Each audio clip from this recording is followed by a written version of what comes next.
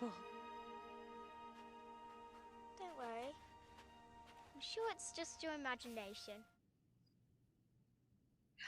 It's just your imagination. That's right. Welcome to Being Immersed. I'm Erin Reilly, and today we're exploring the principle of imagination, the force behind immersive experiences, ones that awaken wonder, defy logic, and invite audiences into emotional, often surreal, new worlds. So, we just watched that classic scene from the Chronicles of Narnia where Lucy pushes past an ordinary row of coats and stumbles into a snow covered world. That moment, it's not just fantasy, it's a metaphor for what immersive designers do every day. Imaginative design builds portals. It shifts perception, reframes truths, and creates wonder. And our guest today, Elizabeth Jarrett, she is a portal builder in every sense. She's a creative director and award winning experience designer whose work spans haunted houses and social justice, brands like Netflix and Prime Video, and fantastical exhibitions like Meow Wolf LA. Elizabeth, welcome to Being Immersed. Hi, thanks for having me. It's great to be here. It's great to have you. We're excited to dig into some of your projects and see your journey. And your work really sits at the intersection of imagination and intensity, especially thinking about like some of your earlier work with the haunted world of Creep LA. Let's take a look at that.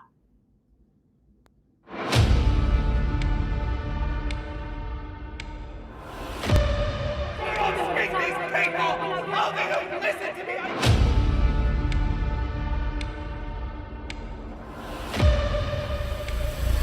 I got in that house!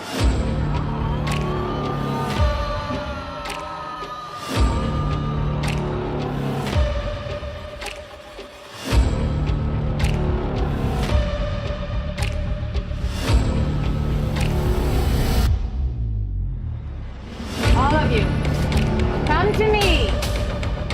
Come on, everybody, follow me this way! It showed up one night out of nowhere, but right there! And then it started calling all the people in Chicago. We all leave poor Miss Betsy alone.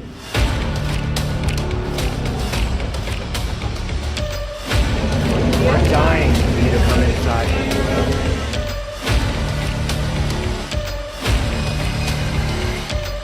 Daddy's in a really bad mood. You get in here? I promise nothing bad'll happen. I feel like we should scream right now.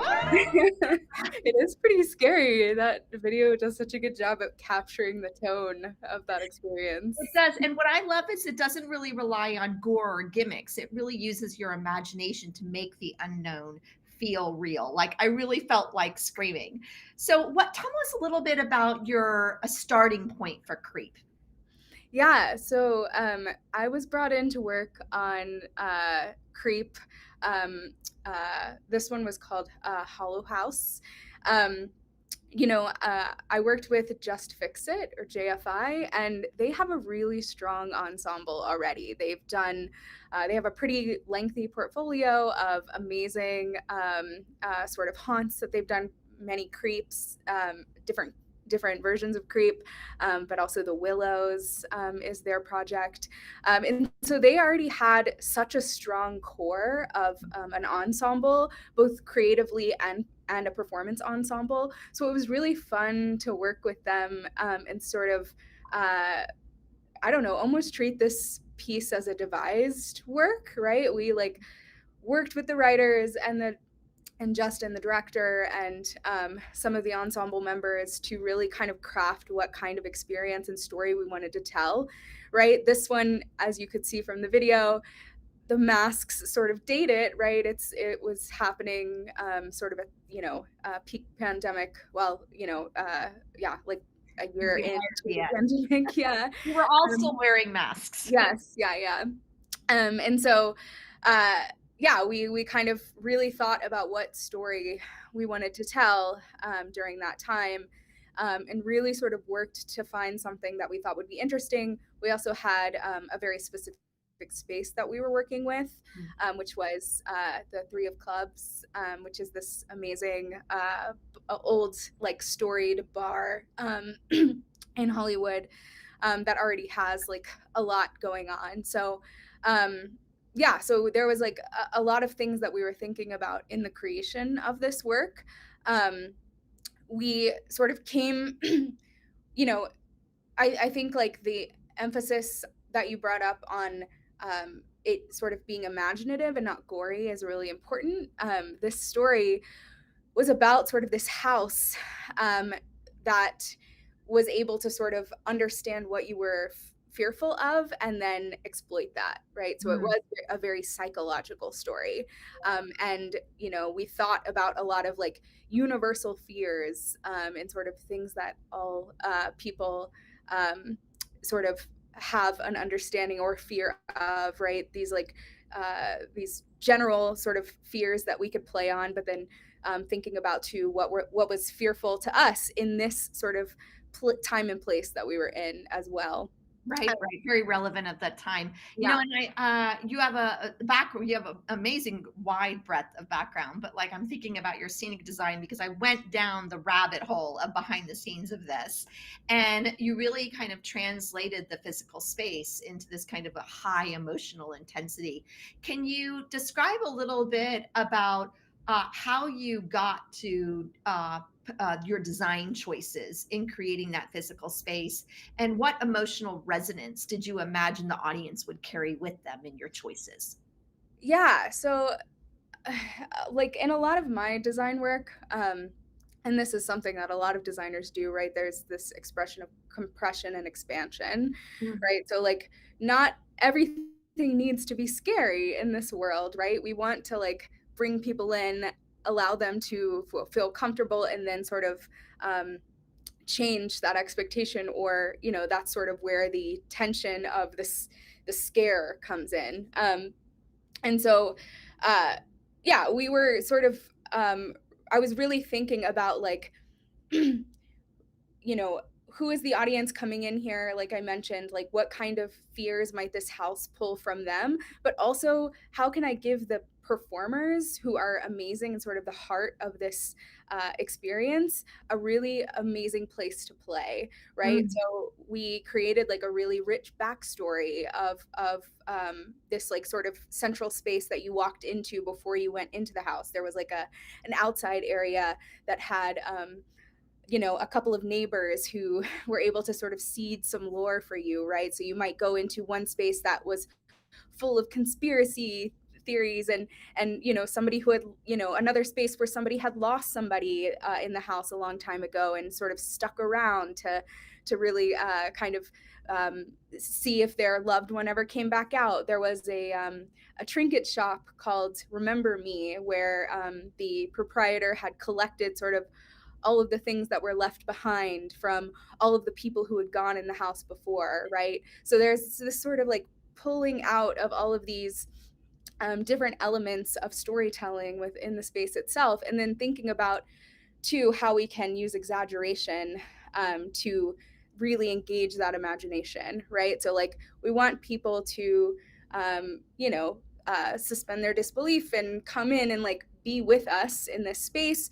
And so the house Exaggeration, like on your objects or your color, or yeah, so for example, like the house itself, the facade, it, you know, we had a limited ceiling height, but I wanted the house to feel looming, right? So we actually brought the set onto the ceiling so that the house kind of curved up over you as you were entering it. So there was this like sense of looming feeling, and the house was kind of breaking apart, and we had some beautiful projection mapping on it. So it really kind of created this play with scale, right? Of like, again, the expression and compression and expansion. You're like in this large space where the house is looming over you, and then you walk in and you're in like a very compressed hallway. And then you might turn a corner and see something completely unexpected, like a star, you know, a mycelial star field of like vines and trees as the house sort of cracks open. So yeah, it's like it's about creating a lot of different layers and texture, and then weaving in sort of the stories of the characters that we're creating, and then leaving room for the audience to also kind of come in and create their own stories as Yeah, well. I'm curious about like how you tell the story without dialogue, because you're talking a little bit about like you've described that designing this space creates lore and it creates like the trinket shop. What is your relationship with the actual dialogue and the writing team to being able to like when is it too much and when is it too little? Like how do you find that sweet spot? Yeah, that's sort of like a big part of the experience design sort of hat, right? Is like what are we expressing to the audience and when and how in a way that allows them to understand what we want them to understand, right? We don't want to be super prescriptive where we're giving them all the pieces. We want to like allow them to make some discoveries for themselves. But like as an experience designer and as an immersive designer, I like the things that I'm pulling out to put in the space in my scenic design work comes directly from the dialogue, right? Like what am I wanting to reinforce? What is an actor going to like reference in a particular moment that I can like give them something to play with in that space? So the dialogue is just as important, you know, of a thing to consider as, you know, this sort of like tone and mood of the space as well, because it's how we're constructing that story and bringing them through it. Okay, so we've gone from intensity of fear with creep to now let's go to the intimacy of memory and explore a different kind of imaginative depth. The Nest is definitely an intimate, atmospheric space that began with Scout Expedition companies, since lived on through Hatch Escape. I'm very familiar with this. I love the Nest. It's like stepping into someone's forgotten past, an imaginative time capsule. What guided your choices in shaping this emotional palette? Yeah, that's a great question. So, you know, Scout Expedition had already done this experience one time in their backyard, in Jeff's backyard, I think it was. And it was like super intimate and like in a shed and very, you know, sort of like had a very DIY spirit. And I do think that like, you know, with working with Scout, that was something that they wanted to maintain in this experience as well. Mhm. Luckily for us, the venue of Hatch Escapes is an old storage building, right? And in the story, we're taking you through sort of Josie's storage unit and through her memory. So really, like, we couldn't have asked for a better space, and the space itself was already so endowed with like this feeling of intimacy and like almost claustrophobia a little bit. I walked in for the first time, I was like, this is so small, how are we going to make it work? But they had a vision, and you know, it was it turned out to be really sort of helpful to have that space that had that intimacy and that closeness, because we leaned into that, right? We were able to lean into that. And for the Nest, the beautiful thing there is that each of those spaces captures a memory in a moment, right? So you're walking into one particular space that's reminiscent of Josie's childhood, and it is like sort of an amalgamation of camp and school and the woods and outdoors. And so there's some interesting like mix of those things going on that like create this sense of nostalgia. But also we wanted it to feel like, you know, you're going through somebody's life, somebody's collection of things, right? And I don't know if you've ever, like, when my grandmother passed away, I had to go through her attic and like go through all of her things and you know, all of the things that she had collected in her life, essentially living in that house for 50 years. And, you know, and it is like there's a very particular sort of ritual of like going through a loved one's things. And just the way that it's compiled and things that like might not make sense right away. Like, why is that thing placed with that thing, right? But those things together create some sort of memory and like a snapshot of a moment. So we really sort of wanted to bring that out in this experience, and I think we achieved that feeling. So those of you who are unfamiliar with it, let's take a look at the Nest.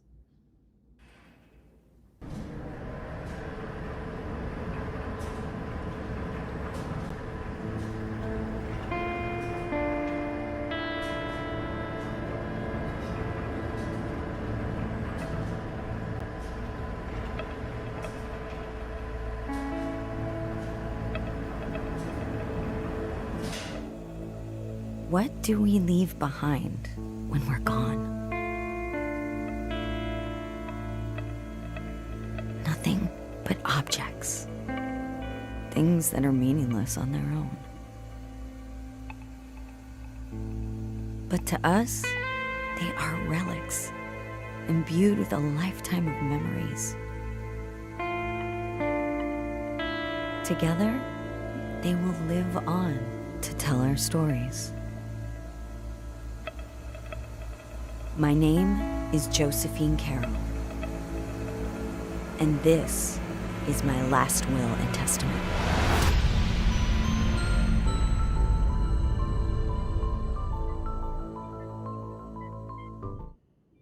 This is so good. And I remember going to it when it first came out, and it was only scalable for 2 people at that time, which I know with Hatch Escape it's increased to 4 guests, and that's welcome to the business, right? We have to think about throughput when in making sure we're being able to financially support these. But I'm curious on your thoughts on how you scale intimacy with more guests. Because I remember going in with just my husband, and I was like, whoa, like you're right. It's already in a storage container. You really feel like you're digging through someone's personal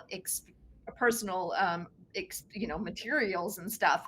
How do you scale without losing that sense of personal resonance? Yeah, I mean, I think for me, finding a way for the audience to connect with each other in that moment, right? And so, when it's you're going through an experience alone, or even with one other person, there's sort of a relationship you have with that space and with that story being told, right? Especially a one person thing, right? It's like feels like it's for you. But when we add more people to those really intimate experiences, pulling out opportunities for them to connect with one another can sometimes create some new reflections in that space and allow them to see things in a different, through a different lens. Things I haven't even seen. Right, exactly. Different perspective. Yeah, like having ways for them to reflect together, I think is the way that you still achieve that intimacy. We've talked about imagination and how it gives us form and feeling. But what about when imagination isn't about fantasy or fictional worlds? It's more about truth. Your work with Emory's Art and Social Justice Fellowship, here you collaborated with environmental data scientists. Now we're getting into my world because I do a lot on social impact, helping audiences. We help audiences confront real world issues with empathy and new insight.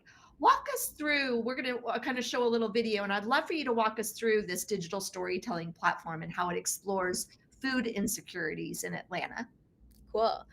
Yeah, so just to give a little context about the class, so the class was for undergrad students to develop their statistical knowledge and data visualization skills. And, I worked with the professor who normally teaches that class and really wanted to engage students in critical reflection about their worldview and their biases and experiences and how that affects their work in data science. So with their sort of final project, they were each put into 4 different groups, each sort of exploring food access in an Atlanta neighborhood that was sort of in a different progression of gentrification, essentially. And so what they were doing with the data was they were choosing data sets and making correlations between things like the amount of green space in a place and access to a healthy food alternative, healthy foods. They were making connections between public transportation and the housing costs in particular neighborhoods. So they were doing data sets like that. What we wanted to then do was create what you're seeing here. We wanted to create a section of this interactive map that allowed you to get to know the data scientists who were picking these data sets and sort of have an understanding of why that they were sort of choosing these data sets and what their worldview was and how that might have influenced the kind of data that they were presenting. So each one of these little guys at the top that we're clicking through is a different student, and we had them do a series of projects that sort of had them reflecting on some specific questions. So there was one where it was inspired by sort of a question that Alice Walker asked, which is, what is the work my soul must have, right? We asked the students to write a short bio and create a portrait of themselves, specifically considering like what concepts, experiences, and points of view are more dominant in their lives than in their history than others. We then asked them to sort of find the place they considered home on Google Maps, and then write a reflection on the things and changes that Google Maps doesn't show, right? Like what has changed in their home, and how has that impacted their community, right? What do we not see in the data or in that Google Maps view? And then they also had to do a Dear Data project, which this is something that is something created by Georgia Lupi and Stephanie Posovic, and is done across the world in many classes, but essentially we had them look at their own access to food and then pick some other data points, right? Some of them picked who I ate with and like how much I enjoyed the meal and how much it costs and how much of it was, how much of it did I make versus what did I buy? And so they sort of had a snapshot of a week and then created these Dear Data postcards of that data and did some fun data visualization around that. So that's sort of what makes up the Meet Your Data Scientist portion of that website that we created together.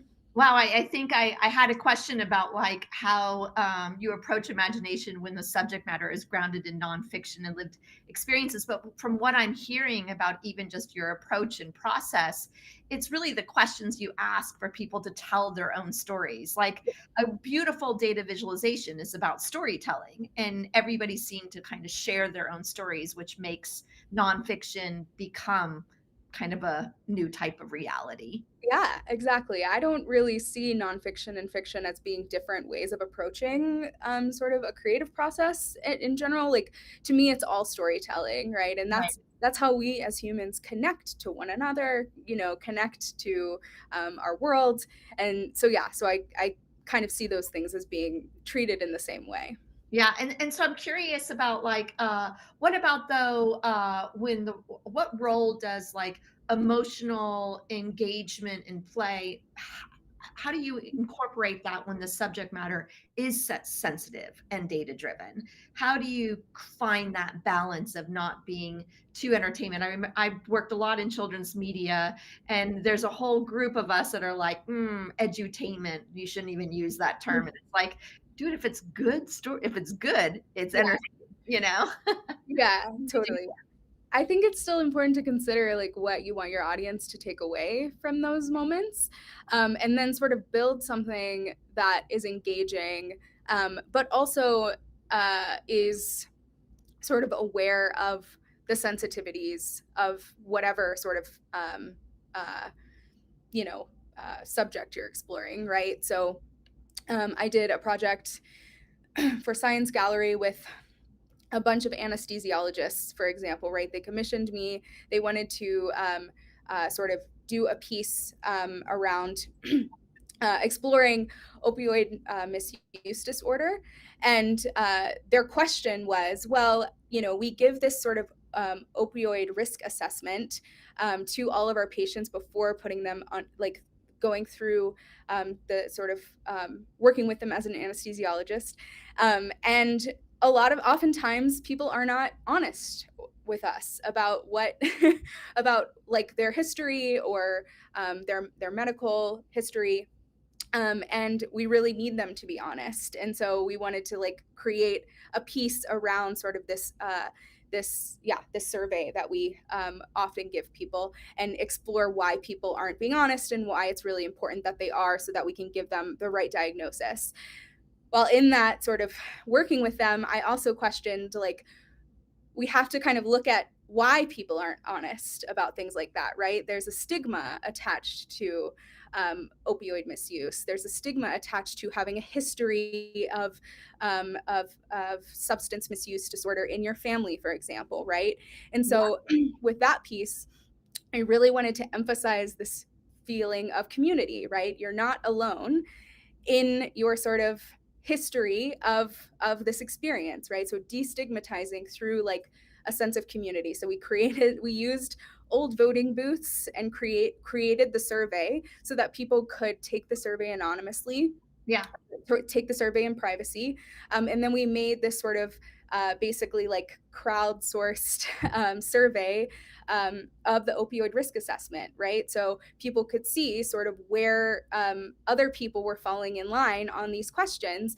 And, you know, we did it on 24-hour lag too, so that it wasn't like you were answering the questions and people could see what you were answering, right? We had to consider all of those things in that. The privacy issues. The privacy issues. How are we like making this, you know, this really sensitive matter of like talking about substance misuse disorder with people and like in a space that is like a museum space, where there's a lot of other things going on in a way that's engaging, and feels like, you know, they're a part of something and they're like, they're contributing to the conversation. And so I think like thinking about the way that we're engaging people and what is it we're actually trying to say and how might different perspectives be considered in the presentation of that.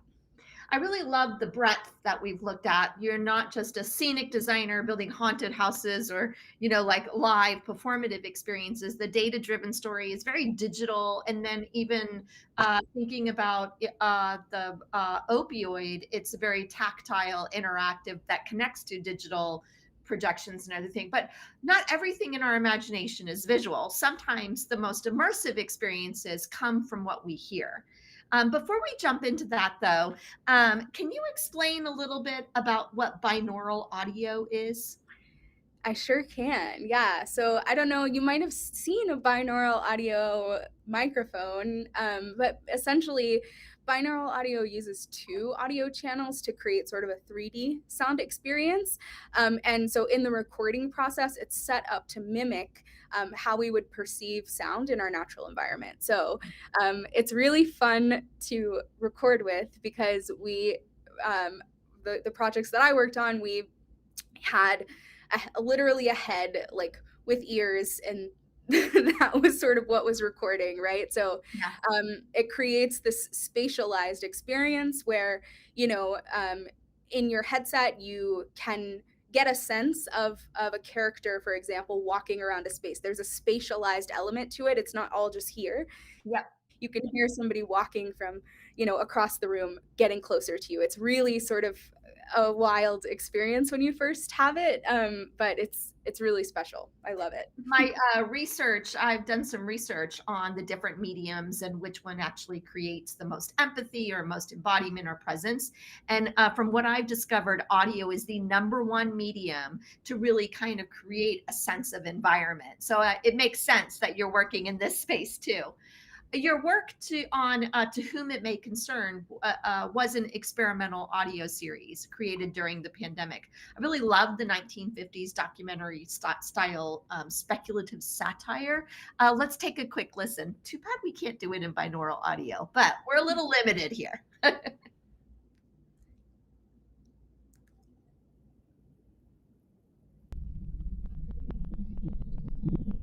By pressing play, you have activated the Wake feature of the iJin app.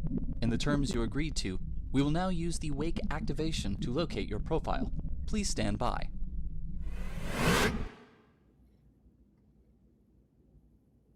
Hello, to whom it may concern. Welcome to iJin. I'm Jeannie, your personal assistant. If you haven't already, don't forget to personalize your greeting. Let me know when you want to do that. Feel at home with us now. Oh, I see this is your first time. We're so happy you've chosen iJin, the world's first state-of-the-art personal jinn removal service. Just because you don't believe doesn't mean it's not true. Let's get you started. So I went down a rabbit hole on this one, from gin removal services to germs in your house to white privilege, surveillance, and gender transitions. Each was such a crucial topic that really came up during the pandemic when think you guys were creating this. So all was told through this like rich, layered sounds. What was your imaginative entry point for this series? Yeah. I mean, frankly, I was living by myself during this time. It was hard. But also, I had a lot of downtime, and I really started to consider, I was living in this small apartment, to consider like the histories and stories of that apartment, like separate from my experience in it. Oh, wow. Right, what it had been, what had that place been before, what was sort of happening in the apartments around me during this time. I was spending a lot of time listening, and so I started to explore sort of on my own, and then had a couple of friends, prompted some of them to see if like there was something here. Think about how sort of what is the personality of your house, and how might that like creep into your experience of living here, right? And so what ended up happening was, I engaged all of these incredible artists from all over the country, writers, to create these pieces, and there was so much diversity in the kind of content that everybody came up with, right? So there was like one person it was a letter that a previous tenant had sent about a ghost that was haunting the house when they lived there. Oh, wow. The first one that I made actually was my sort of like prototype of the experience, was actually a live performance. So you had to call, and it was essentially this service called Cul-de-sac that would create your home environment in 4D, and then you could live in a virtual world somewhere, anywhere. You could pick up your house and put it on the beach or put it on the moon or whatever, right?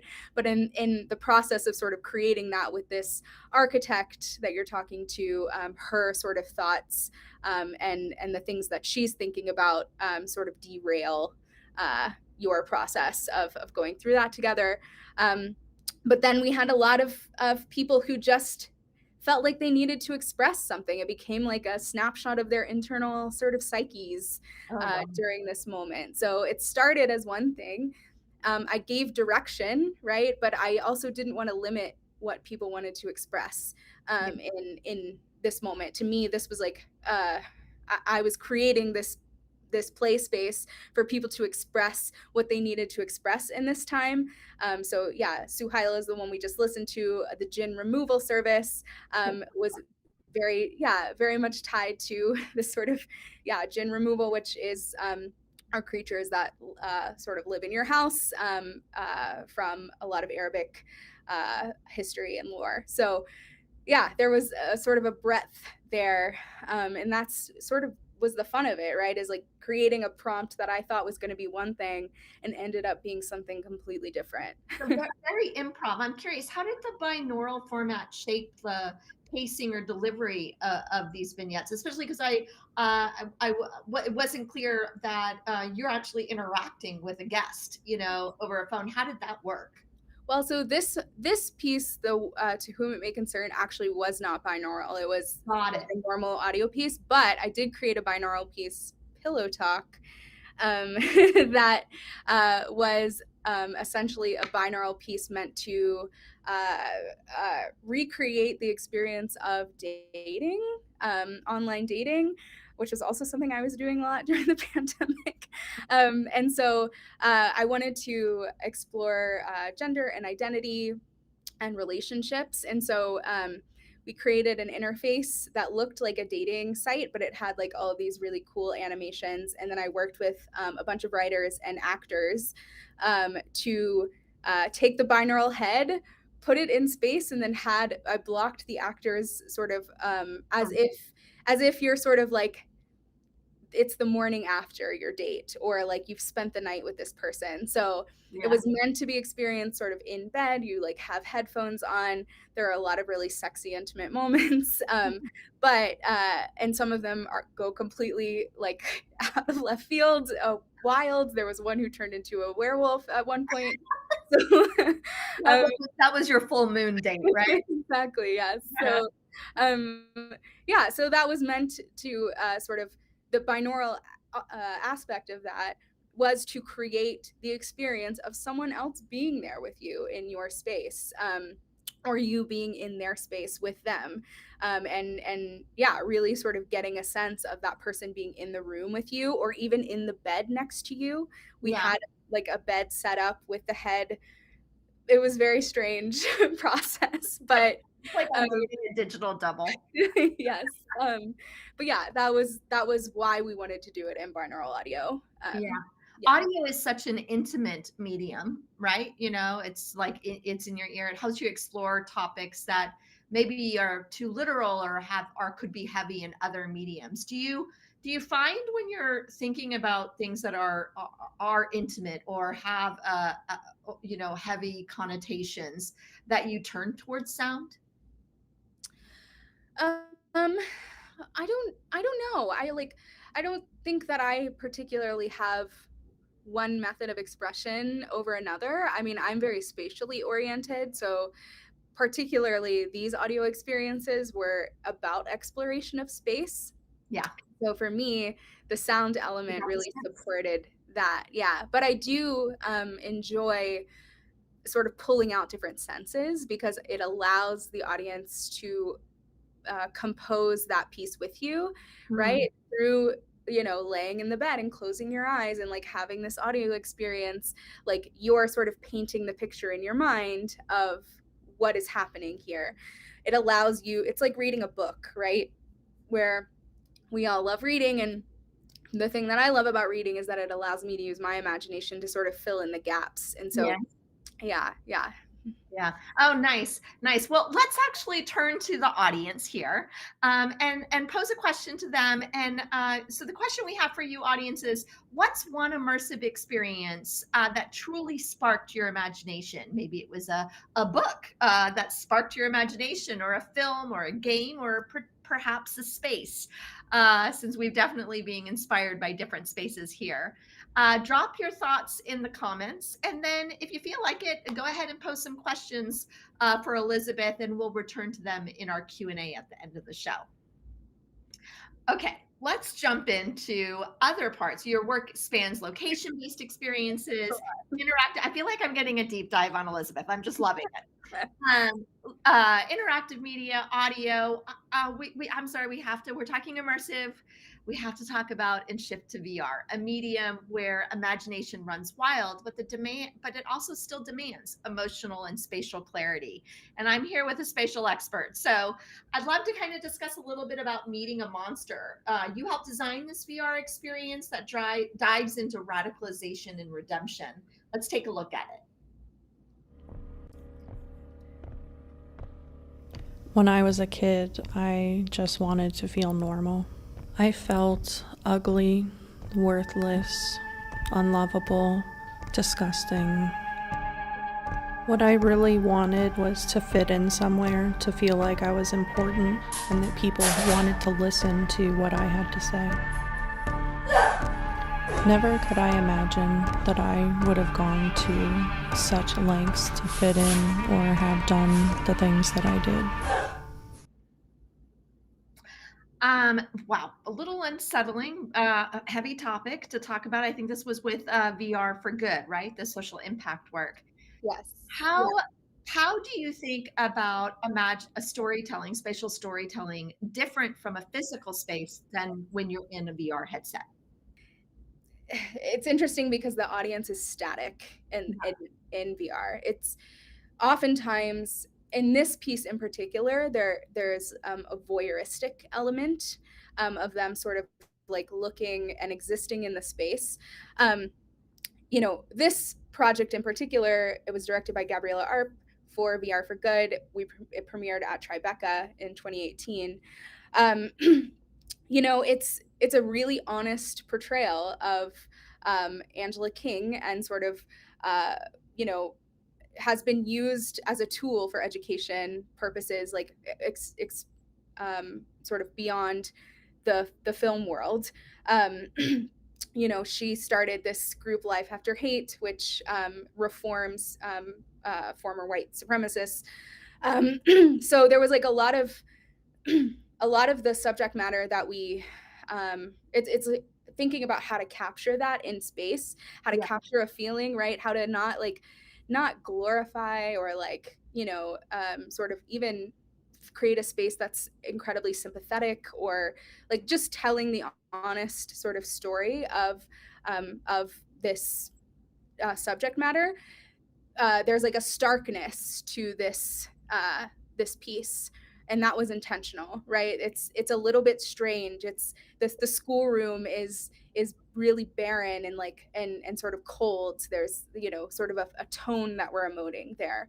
So to me, it's really about capturing tone more than anything within the VR world, especially in this documentary style where we are using it as a tool to teach. Yeah, you're within. It's recreation, but also there was sort of more recent documentary footage in there as well, sort of at the end, and so you're kind of sharing space with the subject, which is not something you get to do when consuming a lot of media, right? You're sharing the space, and that can be unsettling, especially in this type of subject matter where you're dealing with such, you know, such hard topics as white supremacy.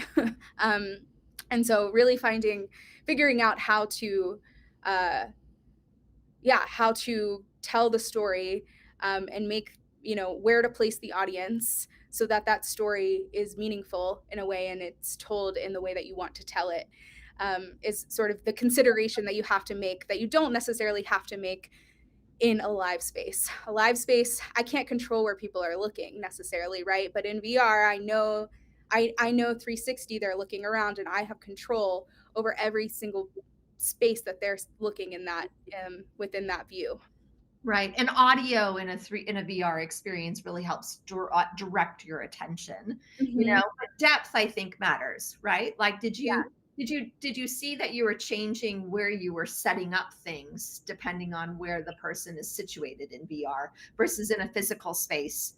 You know, yeah, for sure. There's set up differently, I think. Yeah, that's like, again, like there's this expansiveness and this, right? We wanted to create distance between young Angela King in particular and the audience, right? There was like a sort of a you know, so you're not too into the space even though you're there. Right. There's like, there's a sense that things are going on around you, and there's, I don't know, it like creates this sort of tone of separation while being immersed in the media itself. So, I don't know about you, but I think I like working better in mixed reality location-based experiences, bring the digital into our physical space. I feel like, do you find that since the pandemic, since we've kind of gone through your trajectory, and the pandemic was one where we really were forced to actually be online. I probably was more on VR then than I am now. And I was probably using more audio and more kind of these experimental things. And now I'm dying to be out in physical spaces. Do you find that too?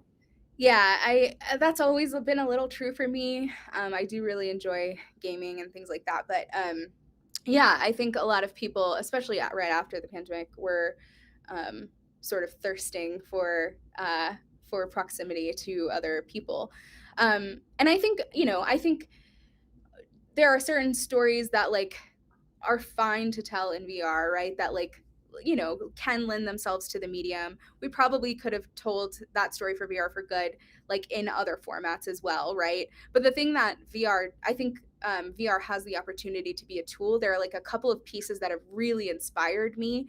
I don't know if you've heard about Family Reunions Project.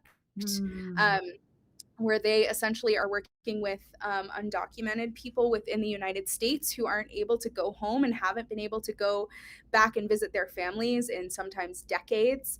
And so what they do is essentially go and create what they call a virtual postcard of that person's family and their home, and then they bring it back here and allow them to sort of view this personal postcard from like a message from their mother and get to see their home in another place that they aren't allowed to go back to. Oh, wow.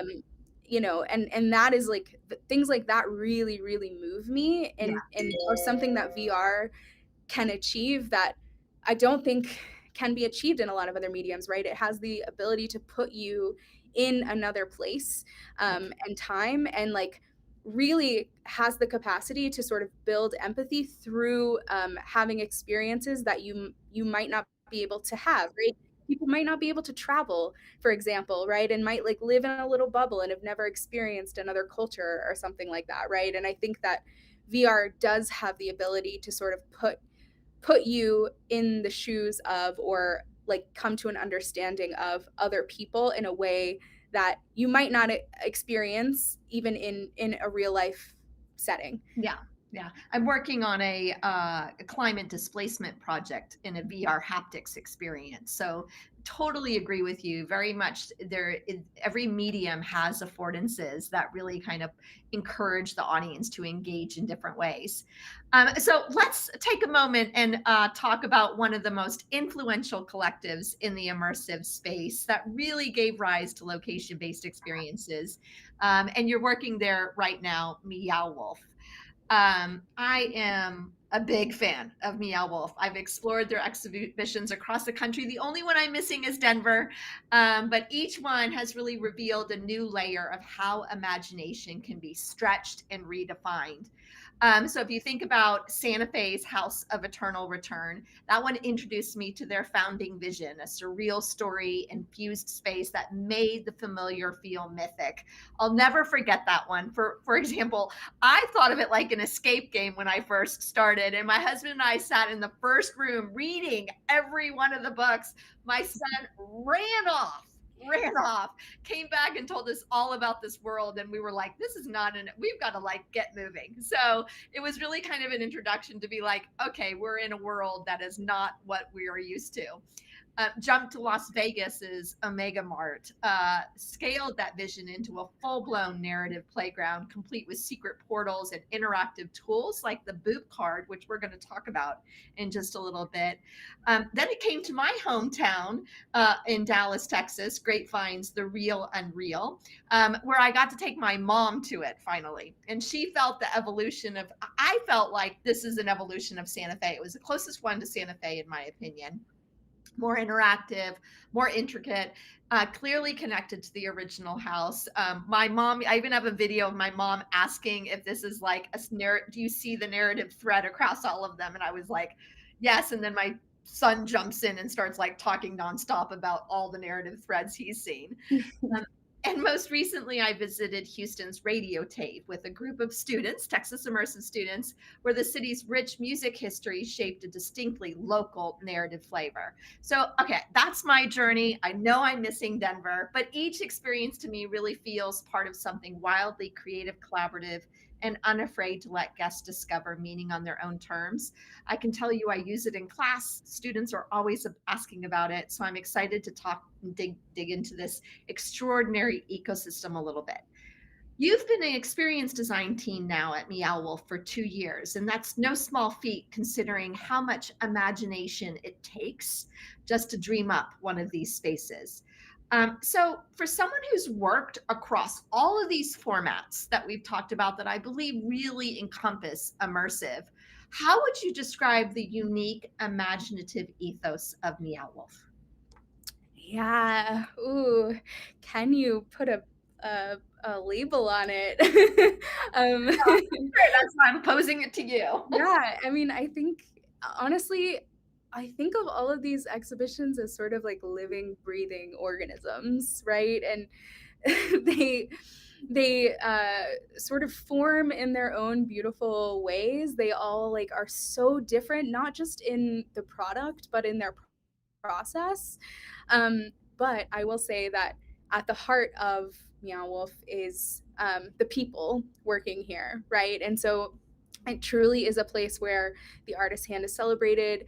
We are wanting to sort of find a lot of interconnectedness between all of those sort of juicy things that make immersive fun, right? Like art obviously is a big one, story, interactivity, experience, sort of all of these things collide and meet. And it's not always like an easy thing to figure out, right? And so I think there's like an exploration and a amount of risk taking that Meow Wolf has in its creative process and its creativity that sort of allows for this really organic and sort of one of a kind product.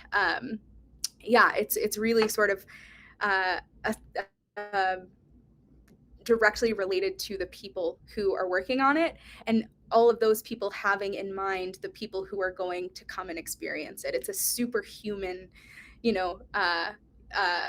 process and collaboration, through and through. So what makes, I teach world building and really thinking about kind of the narrative structures and how do you actually visualize and populate that world, not only with characters, but also with the audience.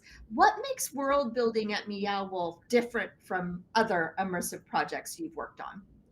Yeah, it's a great question. I think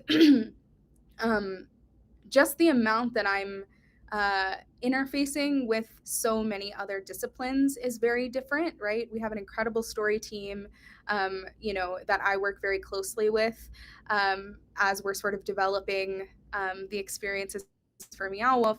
And, a lot of, actually all of our exhibitions are nonlinear open world sandboxes, right? And there's like an element of sort of exploration that is really important to everyone that works here, where, as you mentioned, like allowing the guests to sort of make discoveries on their own is absolutely sort of integral to that, right? And so it's always about finding a balance of like, what do we want them and need them to understand? How can we ground their experience in in story or in the circumstances of the world, which I call like the invitation to play, right? How do we make them feel comfortable enough to then okay, I have a basic understanding of what's going on here, now I can like go out and sort of have the experience I want to have, right?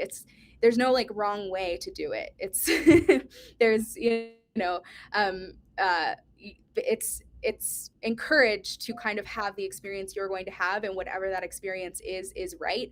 And that is usually not the case when you're designing an experience, right? You usually it's very regimented and you're like guardrails and probably a flow. A lot. This is definitely an open sandbox, and I'm curious about that. This is a very collaborative environment. You've already talked about there's designers, writers, performers, technologists.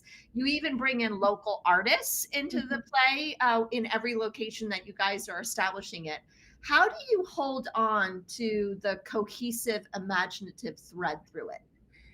Yeah, I think it's identifying sort of some themes that we really want to resonate with the guest, but also that are resonating with us as artists and creators in a particular moment, and then using that as a jumping off point to inspire the work that we're creating.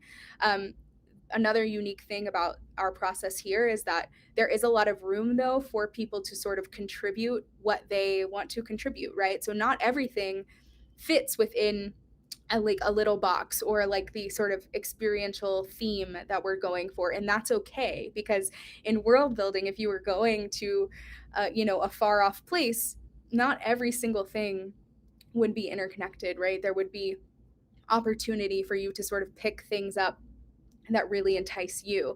And so there is like a level of flexibility that's necessary when working with people. And then, just making sure everybody understands, okay, these are the things we're wanting people to feel. These are the circumstances we're presenting to the audience as they're coming in. Here is who the audience is in relation to this place. And then kind of allow people to work within that as a means of inspiration, and for a lot of the cities we go into, the city itself is also an inspiration, right? That's where sort of like working with those local artists come in.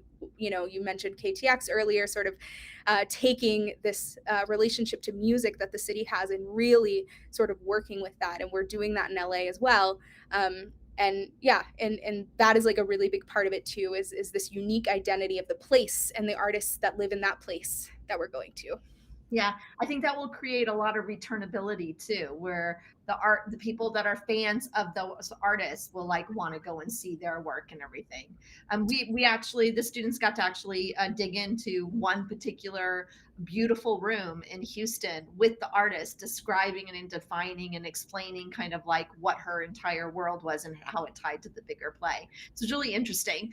So I started with Santa Fe a long time ago, and it's very much describing what you're saying about how you go in and the audience can enter however they want, right? And I explained how we all entered the Reileys, a little bit different, and then we kind of found our way.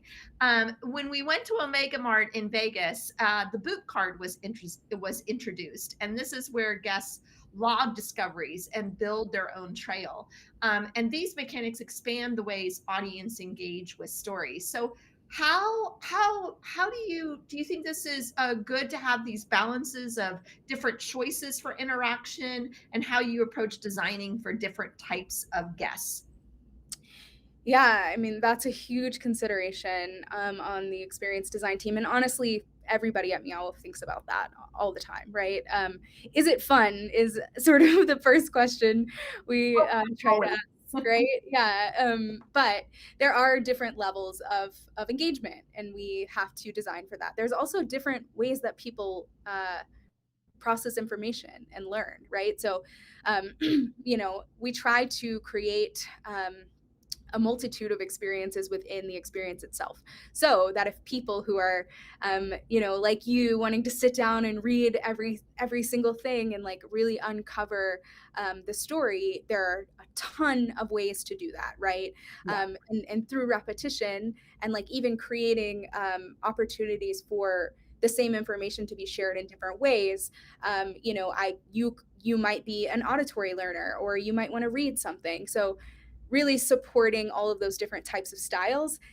Then there are the people who, they're kind of just here to see what's up. Like, I don't know, like what's going on. This place is weird and wacky. And so they might have some run-ins with like some of those like really strong story beats, but also, they're playing with interactives, they're engaging in the space in a way that is really just servicing sort of the experience that they are looking to have. And that's okay too. We have to like create opportunities for that. And then I would say there's another sort of group that is really invested in the artwork at a Meow Wolf, right? And wants to see sort of all of the hand of the artist, as we call it here, wants to see and explore that. And so, having a multitude of opportunities for that. We also think about things like accessibility and how are we servicing different people's needs. So it's a lot of thinking and anticipating different types of audiences that come through the space, right? For the Boop example, which is essentially an RFID card that you can get in the Denver and Las Vegas exhibitions, that sort of unlocks a story as you're going through. You can completely opt out of that if you want. It is not mandatory. You do not have to have that to have the experience. And that's unlocks so much more. It does. I suggest doing it. It's incredible. But it doesn't, the important thing for us is that, we're not locking anyone out of the experience in any way, shape, or form. So there's a lot of design considerations. We could have a whole nother segment on that alone. But just considering all the different types of people is important. So you worked into linear control of like a location-based experience, and Meow Wolf really leans into non-linear narrative play.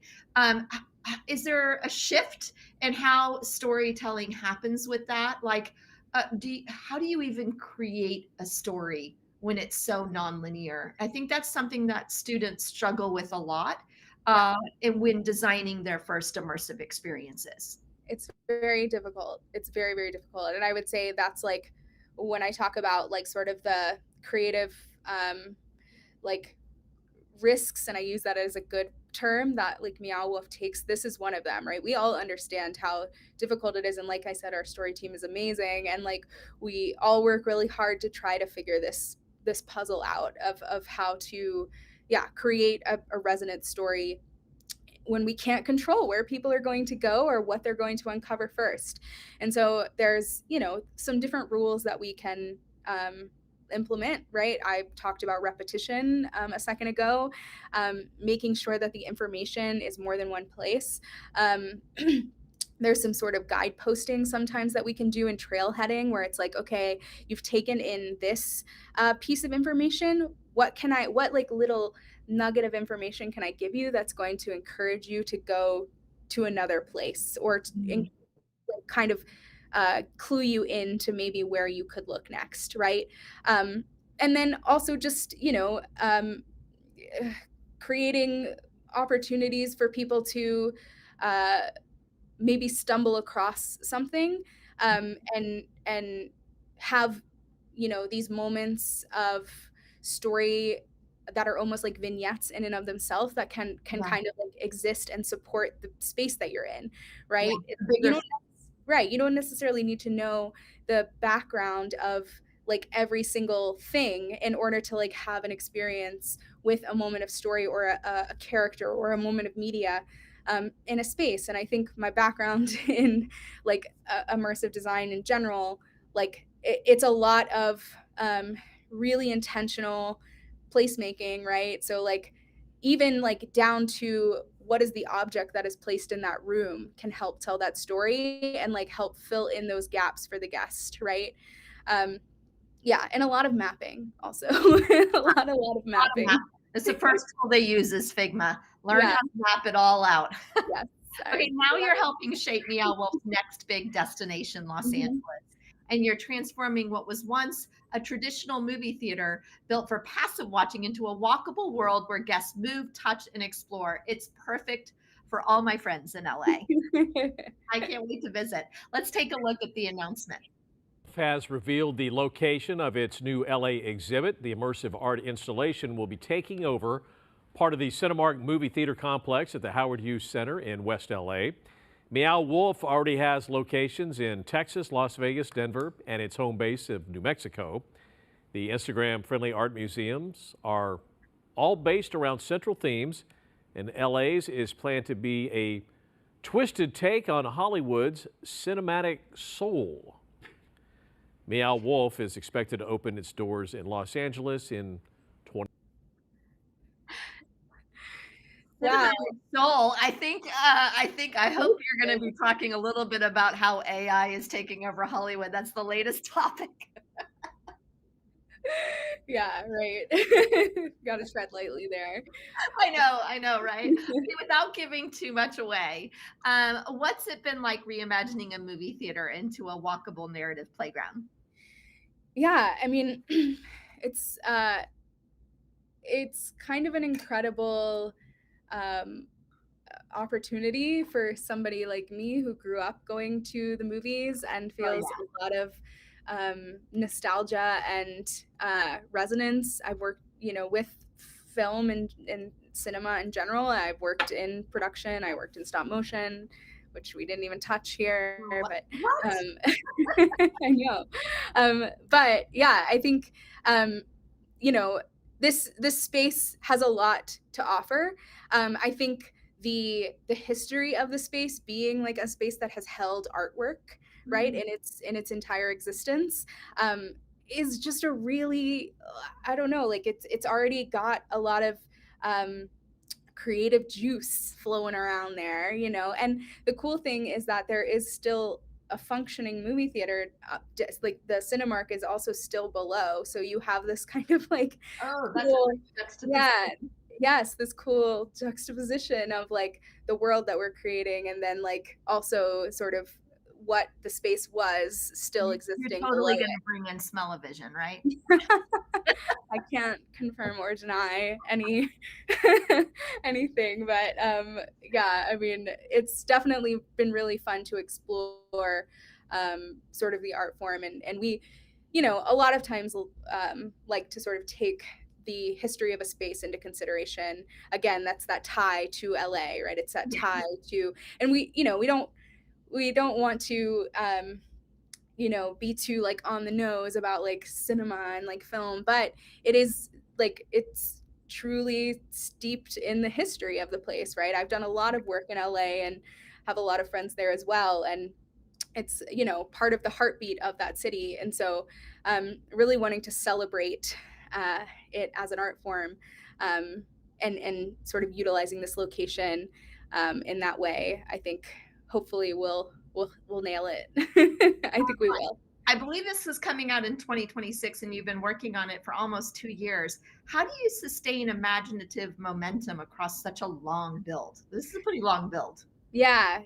I mean, sometimes it feels like it's not long enough, but it's honestly, it's a lot of flexibility, right? And just sort of, you know, timelines are tight, and it's a lot of people. There's a lot of elements sometimes that are out of our control. And so having a lot of flexibility, and it's truly an iterative design process, right? We, things have changed since, you know, 2 months ago.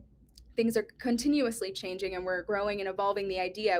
That's sort of why, like, I think of it as a living organism. It's like growing and changing sort of as we're making it, which is a really wild experience, but maintaining that sense of flexibility and also like openness to what everybody else is bringing to the table is sort of, it makes it always feel fresh, right? There's like always something new to pull at or explore, or a new idea, or honing in an idea. It always is growing. Well, don't be surprised if I come knocking on your door to do a behind the scenes with students when I bring them to LA. No problem. Please do. All right, let's open it up. So thank you, audience, for all your responses and questions. Elizabeth, just to give you a few of the responses the audience did on the prompt on their most immersive experience, playing Minecraft. Super popular. The students talked nonstop when Minecraft movie came out, and I think McDonald's was having a whole thing. So it was a big deal here for a while. The Legends of Zelda, Meow Wolf in Santa Fe. I literally felt like I was crawling inside someone's subconscious. Amazing. That's incredible. Great. Okay, my favorite one, though, which I think really ties to like really looking around and understanding your space, is an immersive childhood memory was when I used to build pillow forts out of blankets and furniture and imagine new worlds inside. That's yes. awesome. I think that's all of our origin stories, isn't it? Totally. Yeah. I have a few questions from the audience. One is, what's your favorite and least favorite part of making a new experience design project? Ooh, that's a great question. Okay. My favorite part is probably getting into the collaboration of it. Like, I really love working with other people and sort of getting to understand what everybody else's priorities are and like what they're excited about bringing to the table in a particular experience. I also like really love the research element, like the dramaturgy element of a new project, because I like to sort of push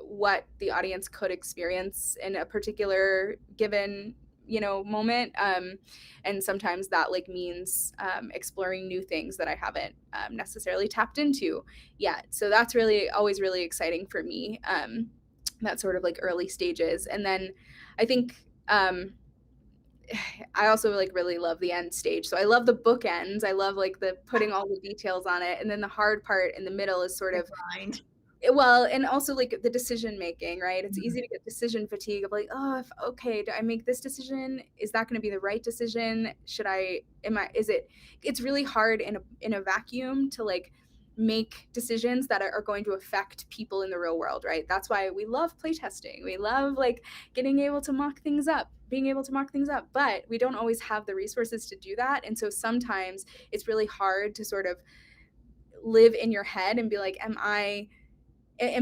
servicing and communicating the things that the people that I want to reach and the ideas that I want to communicate within this experience?